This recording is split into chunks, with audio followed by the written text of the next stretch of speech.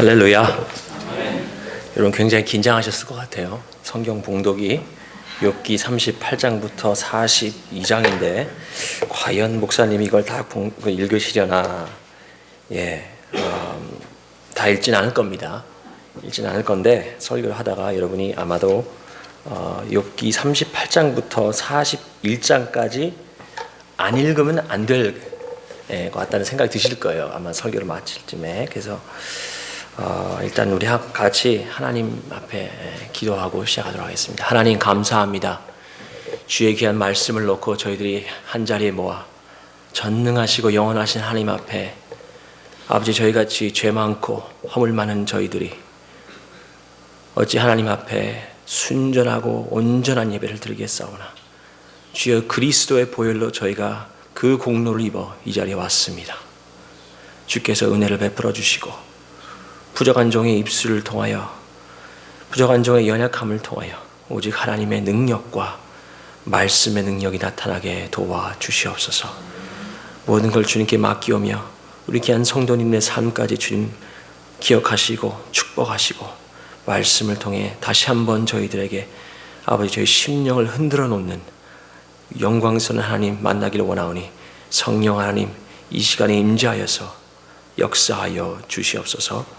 감사드리며 예수님의 이름으로 기도합나이다. 아멘. 여러분, 인생을 살면서 고통을 겪고 싶은 사람은 아무도 없습니다. 그렇죠? 일부러 고통을 당하려고 계획하는 사람도 없어요. 그럼에도 불구하고 우리는 인생에 닥치는 여러 역경과 고난을 내 뜻대로 피하거나 면할 수 없다는 것을 잘 알고 있습니다. 여러분은 어떻습니까? 인생의 벼랑 끝에, 정말 내가 인생의 벼랑 끝에 섰을 때 아무런 도움의 손길 없이 앞길이 막막할 때, 정말 이젠 끝이구나, 이젠 되돌아갈 수 없는 길에 들어섰구나 라고 생각해 보신 적이 있습니까? 왜 내가 이런 고통을 겪어야 하는지, 어떠한 지속적인 육체적인 고통이라든지, 아니 갑작스런 사업 실패로 인해서, 가정의 불화로 인해서 전혀 예상치도 못했던 역경과 고통이 파도같이 밀어닥칠 때, 아, 이제 내 삶이 끝이구나. 아니, 사랑하는 사람이 갑작스런 죽음 앞에, 사랑하는 사람의 갑작스런 죽음 앞에 인생을 정말 살 의욕을 잃고 하늘을 원망하신 적이 있습니까? 욥이 그랬다는 거예요. 욥을 기억하십니까? 우리가 보통 욥기서를 보면 사람들이 그래요. 욥의 인내와 신앙을 배우라고, 욥의 끈기를 배우라. 과연 그렇습니까? 욥기서 1장과 2장만 읽으면 그렇게 보일 수도 있습니다. 많은 분들이 첫 2장과 욥기서 1장과 2장과 마지막 장을 읽고 욥기서를 다 한다고 합니다. 흔히 마지막 장의 욥기서의 하이라이트라고 생각하죠. 왜 그렇습니까? 결국 나중에 42장에 가서 하나님이 욥을 2배로 축복해 주십니다. 거봐라, 욥이 인내하니까, 욥이 끈기를 가지고 인내하니까 결국 축복을 받지 않냐? 너도 참아. 그러니까 무조건 참아. 인내하면 돼. 그럼 축복해 주실 거야. 여러분, 그게 욥의 메시지입니까? 저는 그렇게 생각하지 않습니다. 물론 그런 부분도 없지 않아 있겠습니다만, 저는 욥기서의 하이라이트는 바로 38장부터 41장이라고 믿고 있습니다. 오늘 시간이 없어서 제가 다 읽지는 못하지만 이번 주에 한번 묵상해 보시기 바랍니다. 욥의 인생의 출발은 시작이 참 좋았습니다. 말씀을 아직 안 읽을 건데 미리 지금 안 해주셔도 됩니다. 제 사인을 드릴게요. 여러분 1장에서 알 수 있듯이 그에겐 두 가지가 있었죠. 부와 영성이 있었습니다. 얼마나 부러운 콤비입니까? 부자인데다가 영성까지 있어요. 다시 말하면 빌 게이츠의 부와 빌리 그램의 영성이 있었습니다. 얼마나 부럽습니까? 부와 영성을 동시에 소유한 사람은 흔하지 않습니다. 저도 목회하면서 그런 분들을 많이 못 봤어요. 그는 부자였습니다. 오늘의 기준으로 봐도 엄청난 부자였죠. 만 마리 이상 된 가축을 소유하고요. 자식이 10명이나 있었죠. 아들이 7명이 있었고 딸이 3 딸이 있었는데 거기다가 또 본인이 아버지로서 한 가장의 역할도 소홀히 하지 않았습니다. 가장의 제사장 역할을 했습니다. 여기 아버지들 계시죠? 따라해 보십시오. 나는 가정의 제사장이다. 아멘입니까? 욥은 예배를 소홀히 하지 않았습니다. 행여나 자식들이 딴 길로 살까 봐 매일 아침 새벽 기도에 제단을 쌓았다고 욥기서 1장은 말하고 있습니다. 무엇이 부러웠을까요? 남들이 원하는 부와 명예와 가정과 자식들과 직장과 명예, 거기다 영성까지 갖추고 있는데 더 이상 무엇을 바라겠습니까? 그러다 어느 날 그런 욥에게 인생의 쓰나미가 밀려온다는 거예요. 소유했던 모든 재산과 모든 사업과 직업과 주식과 IRA, 노후퇴직금 다 싹쓸이 없어집니다. 재난으로 인해서 10자식을 다 잃습니다. 그는 하루아침에 알거지가 됐어요. 하지만 욥은 어떻게 반응하나요? 1장 20절을 보면 땅에 엎드려서 예배하며 이렇게 고백합니다. 주신이도 여호와시요 거두신이도 여호와이시니라. 여호와 이름이 찬송을 받을지어다 라고 고백해요. 2장에서는 어떻습니까? 피부병 걸려서 아내가 구박하죠. 하나님을 저주하고 죽으라고 독촉합니다. 그때 욥이 뭐라고 대꾸합니까? 어리석게 말하지 말라고 그러죠. 왜 이방인의 여자같이 행동하냐고 그러죠. 그리고 하나님께 복을 받았은즉 화도 받지 아니하겠느냐라고 단문합니다. 무슨 말입니까? 하나님은 부와 명예도 주시지만 고통과 가난도 주신다는 거예요. 얼마나 위대한 고백입니까? 우리는 알잖아요. 왜 욥이 지금 이 고생을 하고 있는지 알지 않습니까?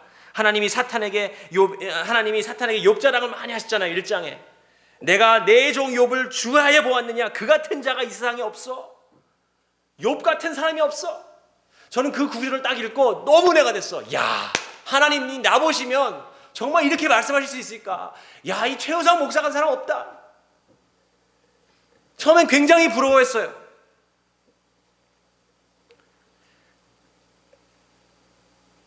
근데 욥기서를 계속 읽다 보니까 욥이 당한 걸 보고 그렇게 부러워하진 않았습니다.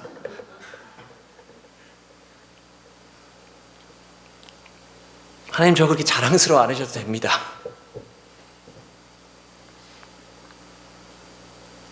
사탄이 이간질하죠. 욥이 하나님을 따르는 것을 그가 소유한 욥이 하나님께 가서 욥이 당신을 따르는 것은 다 축복했기 때문에 물질의 축복을 했고 부와 명예를 줬기 때문에 욥이 지금 하나님을 따르는 거예요. 이간질합니다. 근데 하나님이 뭐라 그러세요? 하나님 아버지가 아니야. 욥은 달라. 욥은 달라. 가서 내 부와 명예를 다 앗아가 봐라. 내가 보장한다. 얼마나 하나님께서 욥에 대한 신뢰와 얼마나 강하셨던지. 사탄이 가죠. 여러분 그것이 1장과 2장의 내용입니다. 그러나 중요한 것은 이러한 욥의 인내와 신앙 고백도 얼마 가지 않습니다. 딱 2장 갑니다. 1장, 2장. 3장에 보면 욥은 고백합니다. 하나님, 제가 왜 태어났나요? 하나님께 울부짖습니다. 죽고 싶다고 고백합니다. 태어난 걸 후회합니다. 왜 자기가 이 고통을 겪어야 하는지. 죄를 지은 게 없는데 아무리 생각해봐도 납득이 안 되는 거예요. 욥의 고통을 정말 듣고 멀리서 이제 새 친구가 다가오죠. 새 친구가 와서 위로하려고 오는데 위로하기는커녕 오히려 욥을 더 궁지를 모릅니다. 욥을 오히려 더 신문해요. 그러면서 하는 말들이 우린 안다. 네가 왜 이 고생을 하는지 우린 알고 있다. 이유가 뭐냐? 하나님은 의로운 자를 축복하시고 악인은 저주하신다라는 게 그들의 결론입니다. 그게 욥기서 4장부터 31장의 내용이에요. 말들이 얼마나 많은지 한국 속담에 틀린 말이 없어요. 가만히 있으면 중간이라도 가는데 이 세 친구가 와가지고 계속 돌아가면서 욥을 괴롭힙니다. 여러분, 그 말이 틀린 말입니까? 하나님은 의인을 축복하시고 악인은 저주한다. 틀린 말이 아니에요. 근데 뭐가 잘못됐습니까? 적용이 잘못됐습니다. 무작정 상황 판단 없이 마치 욥의 고통에 대한 이유와 해답을 찾아야겠다는 강박관념에 스스로 지혜로운 척하며 자기 멋대로 생각해 판단을 내립니다. 여기서 중요한 것 한 가지 짚고 넘어가겠습니다. 따라하십시오. 인간의 고통은 단순히 인간의 논리와 이해로 풀리지 않는다.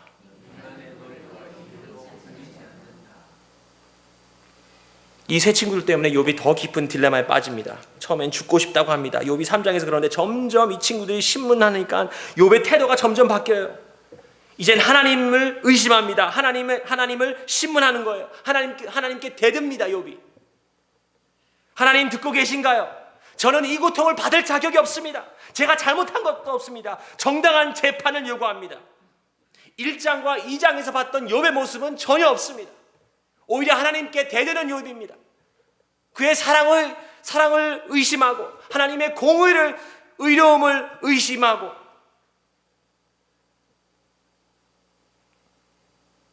그저 32장부터 37장의 마지막 친구 엘리후가 나타납니다.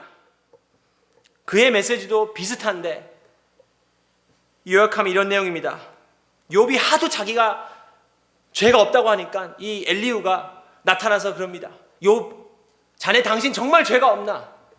정말 당신이 순수하다고 느끼는, 무죄하다고 주장하는데 지금 하나님을 대하는 당신의 태도를 보게. 이것이 과연 무죄한 사람의 태도인가? 어찌 우리가 하나님께 반문하겠느냐? 하나님은 의인에게 이유 없이 고통을 허락하지 않으시네. 반드시 하나님에게 어떤 우리가 모르는 더 높은 이유와 목적이 있을 거야. 하나님은 공의로운 분이야.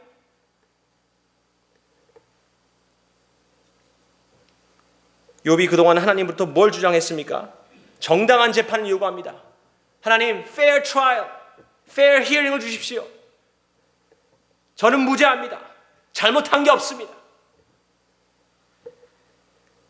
드디어 하나님이 38장부터 답변하기 시작합니다. 38장부터. 그 세 구절을 함께 보도록 하겠습니다. 그때 여호와께서 폭풍우 가운데서 욥에게 말씀하여 이르시되 무죄한 말로 생각을 어둡게 하는 자가 누구냐? 3절 너는 대장부처럼 허리를 묶고 내가 네게 묻는 것을 대답할지니라. 제가 욥이었다면 아마 벌벌 떨고 쥐구멍을 찼을 거예요. 하나님이 뭐라 그러십니까?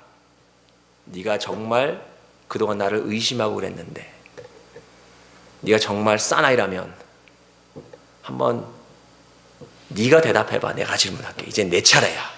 하나님이 그러시는 거예요. 도전합니다. 여러분, 근데 재밌는 것은 하나님의 답변을 보면 38장부터 41장까지 보면 욥의 고통에 대해서는 한 번도 언급하지 않으세요. 그래, 욥아, 내가 좀 지나쳤지.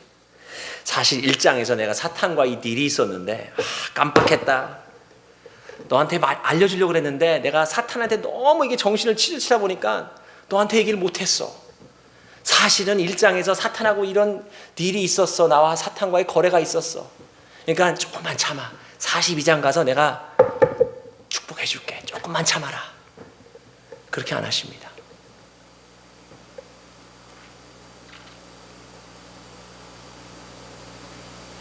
뭐라 그러십니까? 내가 나의 공의와 사랑을 의심하는데, 내가 나를 의심하는데 이제 내가 너에게 물을 테니 한번 대답해봐. 그러죠? 뭘 말씀하십니까? 창조론을 강의하십니다. 38장 4절부터 5절까지 볼까요? 내가 땅에 기초를 놓을 때에 내가 어디 있었느냐? 내가 깨달아 알았거든 말할지어다. 누가 그것의 도량법을 정하였는지, 누가 그 줄을 그것의 위에 띄었는지 내가 아느냐? 욥, 내가 세상을 창조했을 때 내가 있었냐? 육지와 바다와 해와 달, 눈과 비와 번개와 천둥과 빛과 구름의 수와 움직임을 다 네가 조절할 수 있느냐? 그 내용이 쭉 나옵니다. 38장에. 욥, 내가 비를 보낼 수 있냐? 번개를 보낼 수 있냐? 어떻게 보면 하나님이 동문서답하시는 것 같아요. 욥은 지금 자기 고통에 정말 힘들어 지쳐가지고 하나님께 호소를 하고 있는데, 하나님은 너 내가 이 창조 우주 만물을 창조했을 때 있었니?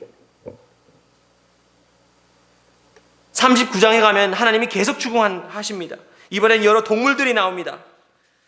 나중에 읽으시면서 이번 주에 묵상하시면서 한번 보세요. 하나님이 계속 욥을 추궁합니다. 내가 산염소와 암사슴이 새끼를 언제 낳는지 아냐? 욥 같으면 그랬을 거예요. 주님, 이게 뭐 중요합니까? 저 지금 피부병 걸려서 죽을 맛인데 제가 암새끼 뭐 염사슴이 언제 애기를 낳는지 새끼를 낳는지 제 관심 없어요. 주님, 제 이 피부병이나 좀 낫게 해주세요. 아니라는 거예요. 하나님이 다른 동물들도 언급합니다. 들나귀, 들소, 타조, 메뚜기, 말, 매, 독수리, 이것을 언급하시는 여러분, 하나님의 목적이 뭐예요? 내가 창조한 나의 우주가 어떻게 돌아가는지 하나도 모르면서 너는 어찌 나의 생각과 나의 뜻을 의심하겠느냐? 그 말입니다. 내가 어찌 나의 공의와 사랑을 의심하느냐? 네가 나에게 따지기 전에 욥, 한번 기초로 돌아가 보자.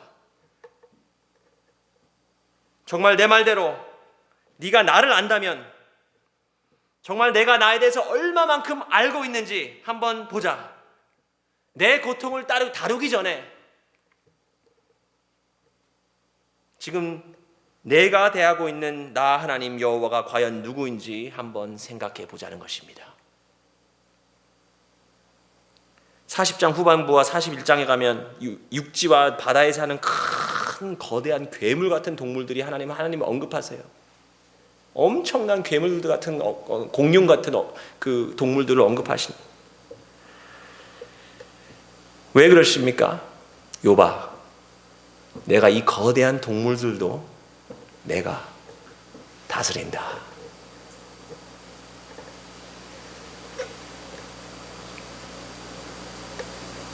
내가 내 우주 만물을 다스리는데, 내 세상을 다스리는데 너 불만 있니? 불만 있어?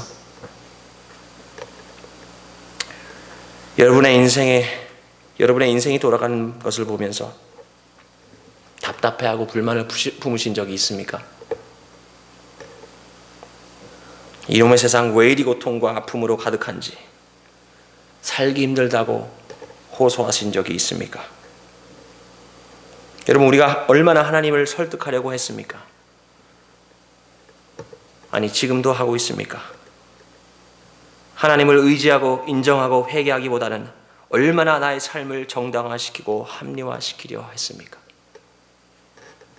하나님 정말 살아계신 것 맞나요? 제 기도가 들리시나요? 제 기도가 들리십니까?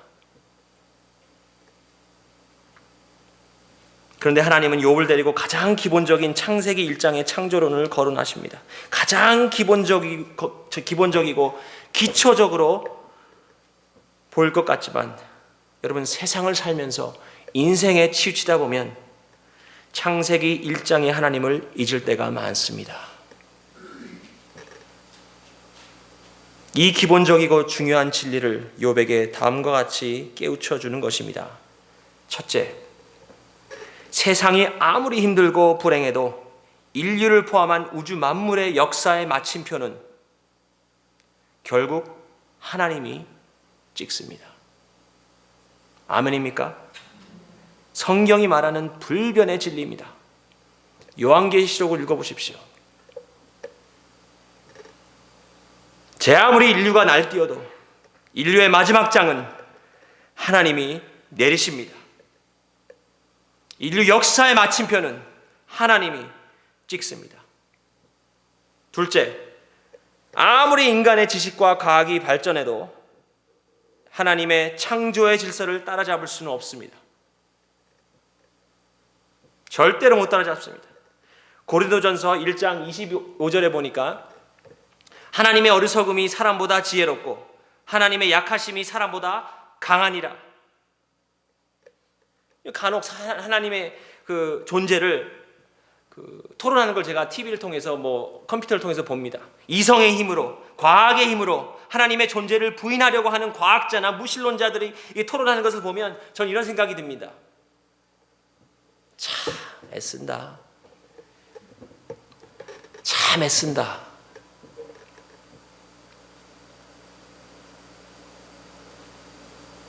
여러분, 그럴 때마다 하나님의 존재를 이성의 힘으로, 과학의 힘으로 부인하려는 인간의 모습을 볼 때마다 하나님은 뭐 하시는지 아세요? 알려드릴까요? 웃으십니다. 웃으십니다. 비웃으십니다. 어느 목사님이 그랬다죠. 여러분, 정말 하나님을 웃기시려면 여러분이 얼마나 많이 알고 있는지 하나님께 자랑해 보세요.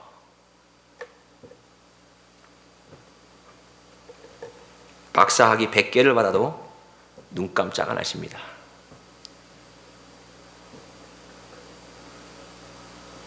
우리가 어찌 그분의 지식과 지혜를 헤아릴 수 있겠으며 우주를 통치하시는 분의 섭리와 목적을 알겠습니까?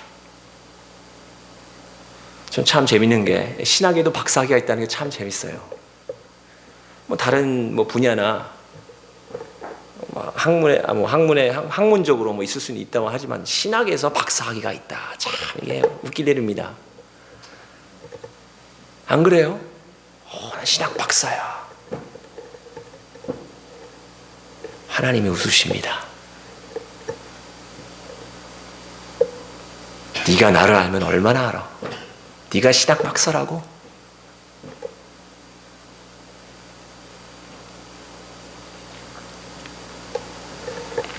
아무리 인간의 지식과 과학이 발전해도 하나님의 창조의 질서 따라잡을 수 없어요.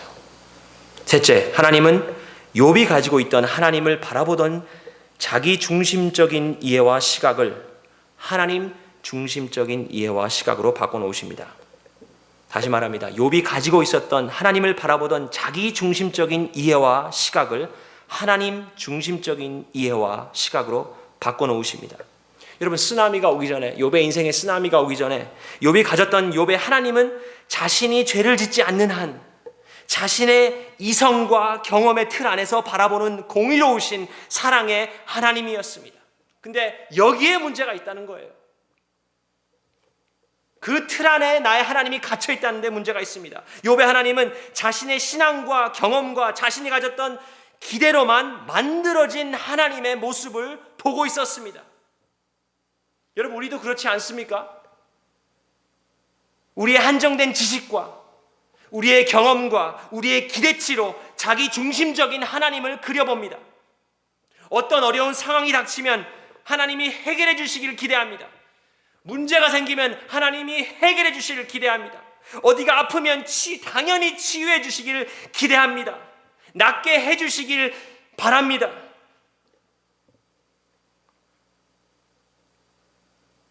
그렇지 않나요?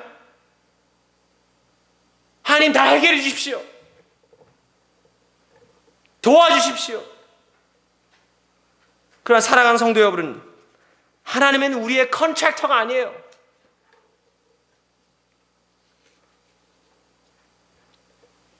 우리의 심부름꾼이 아닙니다.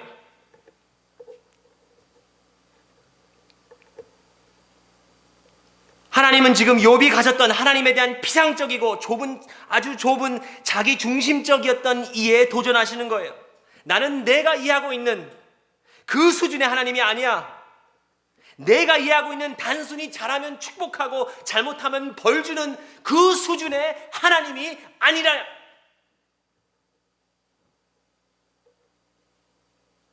하나님이 욥에게 바란 것은 무엇입니까? 무엇이에요? 이것입니다. 바로 이것입니다.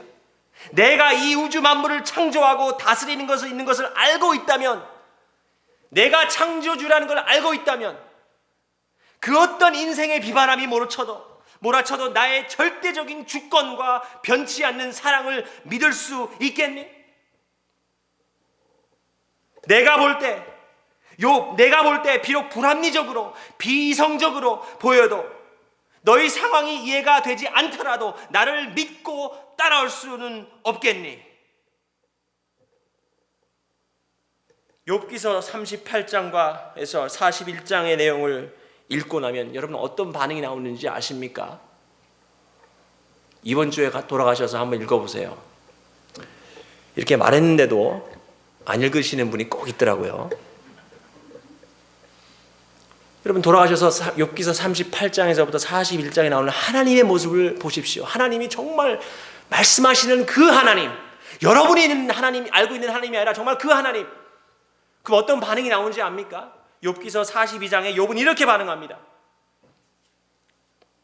내가 주께 대하여 귀로 듣기만 하였사오나 이제는 눈으로 주를 배움나이다. 6절 그러므로 내가 스스로 거두어드리고 티끌과 재 가운데에서 회개하나이다. 욥은 자신이 믿고 따랐던 하나님의 모습이 얼마나 자기중심적이고 편협한 하나님의 모습이었는지 깨닫고 있습니다. 회개하고 있습니다. 주님, 제가 주님을 안다고 생각했었는데 매일 새벽에 일어나서 제단 쌓고 기도드리고 예배드렸는데 1장의 내용이죠. 하나님을 안다고 생각했는데 42장에 가서 눈이 떴습니다. 내가 그동안 41장 동안 알고 있던 그 하나님이 아니군요. 더 위대하고 더 광대하신 바로 그런 하나님이시군요 하고 회개하고 있습니다. 제가 귀로만 들었습니다. 그러나 이제는 눈으로 봅니다. 확신합니다. 하나님이 정말 누구이신지, 내가 사랑하는 하나님이 정말 어떤 분이시라는 것을 알았습니다. 주님, 여러분은 어떠세요? 여러분이 섬기는 하나님은 누구이십니까? 어떤 하나님을 예배하고 있습니까? 적용 2가지만 보고 마치도록 하겠습니다. 첫 번째 적용입니다. 하나님에 대한 올바른 시각과 이해 없이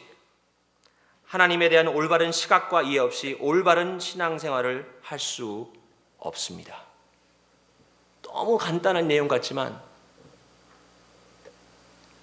여러분 이 사실 읽고 신앙생활 할 때가 얼마나 많은지 아십니까? 얼마나 많습니까? 우리는 우리의 하나님을 구상해 봅니다. 우리의 신앙과 우리의 경험과 지식 안에서 나의 하나님이라고 이렇게 만듭니다. 그 하나님이 욥에게 말씀하시는 게 뭐예요? 욥아, 그건 내가 아니야. 이게 진짜 내 모습을 내가 보여줄게. 내가 정말 누구인지 하면서 38장부터 41장까지 함께 동행하신 욥과 걸어가면서 보여주고 있습니다.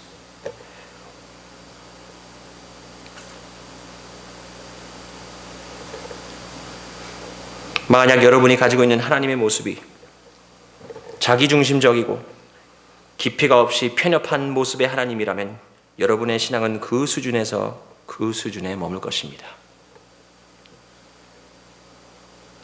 그러나 만약 욥기서 38장, 41장에 나오는 하나님을 우리가 만난다면 우리가 인생을 바라보는 시각이 달라질 줄 믿습니다. 그래서 이번 주에 돌아가셔서 꼭 다시 읽으셔야 됩니다. 목사님, 욥기서 많이 읽었어요. 다시 한번 읽으시기 바랍니다. 자, 두 번째는 적용입니다. 두 번째, 하나님의 절대적 주권과 선하심을 믿는다면 이 세상에서 겪는 그 어떤 고통도 헛되지 않습니다. 아멘입니까? 기독교는 인간의 고통을 비하하거나 외면하지 않습니다. 절대로 그렇지 않아요. 다만 그 고통을 통해서 우리를 날로 그리스도의 모습으로 승화시키는 하나님의 선한 손길을 믿는 거예요. 그렇기 때문에 여러분과 제가 당하는 그 어떤 고통도 헛되지 않다는 것입니다. 그 고통을 통해서 하나님께서 우리를 날마다 빚어주신다는 거예요. 여러분, 맨하튼에서 사역하고 있는 우리 팀 켈러 목사님 이런 말을 했습니다. 같이 한번 읽어볼까요? 한국말 시작. 내가 의지할 곳이 주님밖에 없을 때야 비로소 주님만이 나의 삶의 전부인 것을 알게 된다. 그렇죠? 영어로 보면 확실히 와닿는데 모르겠어요. 제가 번역을 했는데 제대로 메시지가 전달이 되는지. You don't realize Jesus is all you need until Jesus is all you have. 무슨 말입니까? 때로는 하나님께서 내가 예수님만 의지할 수 없는 상황으로까지 우리를 몰아간다는 거예요. 그래서 우리에게 깨달음을 주십니다. 나의 삶의 전부는 누굽니까? 주님밖에 없습니다. 그래서 그 어떤 고통이 달려와도 주님 하나님 아버지뿐이십니다. 주님뿐이십니다. 여러분, 요한일서 이러한 위대한 고백이 나와 있죠. 자녀들아, 너희는 하나님께 속하였고 또 그들을 이기었나니 이는 너희 안에 계신 이가 세상에 있는 자보다 크심이니라. 전 이 구절이 너무 좋아요. 너희 안에 있는 이가 세상에 있는 자보다 크다는 거예요. 세상이 누굽니까? 세상에 있는 자가 누구예요? 누굽니까? 사탄입니다. 그럼 너희 안에 있는 이가 누굽니까? 사도 요한이 말하는 너희 안에 있는 이가 그리스도인들에게, 그 당시 교인들에게 말하는 너희 안에 있는 이가 누굽니까? 예수 그리스도예요. 너희 안에 있는 그 성령 하나님이 세상 밖에 있는 이 사탄의 권세와 세력보다도 뭐라는 거예요? 훨씬 크고 능하신 주라는 거예요. 여러분 믿으십니까? 그럼 누가 제자입니까? 누가 예수님의 제자예요? 예수님의 제자는 세상을 이미 이긴 자입니다. 아시겠어요? 그 사탄이 어떤 고통과 역경과 고난을 던져도, 여러분의 인생에, 저의 인생에 던져도 우리 안에는, 내면에는 누가 있다고요? 내 안에 계신 이가 세상에 있는 자보다 크니라. 여러분, 만약에 우리가 이 아침에 그날 욥이 봤던 하나님을 만날 수만 있다면, 그 아침에 욥이 만났던 그 하나님, 그 위대하시고 광대하시고 영화로운 하나님을 우리가 이 아침에 만날 수가 있다면 우리의 예배와 신앙생활은 어떻게 달라질까요? 만약 우리가 그날 욥이 봤던 하나님을 바라볼 수만 있다면 우리가 어찌 일주일에 한 번 드리는 1시간의 예배로 만족할 수 있습니까? 그날 욥이 봤던 하나님을 우리가 믿는다면, 사랑하는 성도 여러분, 우리의 삶이 과연 어떻게 바뀔까요?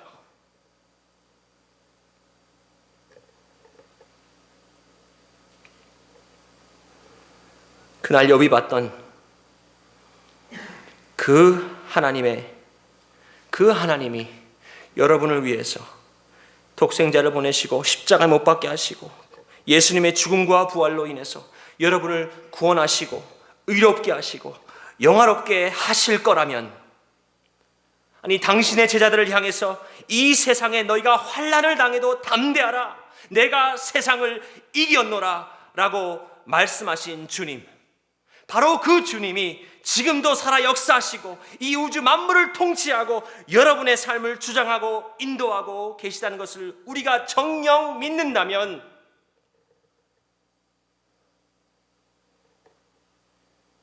우리가 어떻게, 제가 어떻게, 여러분이 어떻게 어제와 똑같은 삶을 살 수 있겠습니까?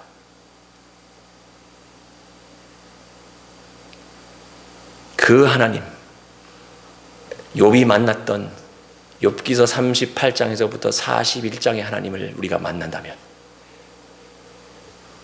저는 확신컨대 여러분의 삶과 제 삶이 확신컨대 예수 그리스도 안에서 달라질 줄 믿습니다. 기도하겠습니다.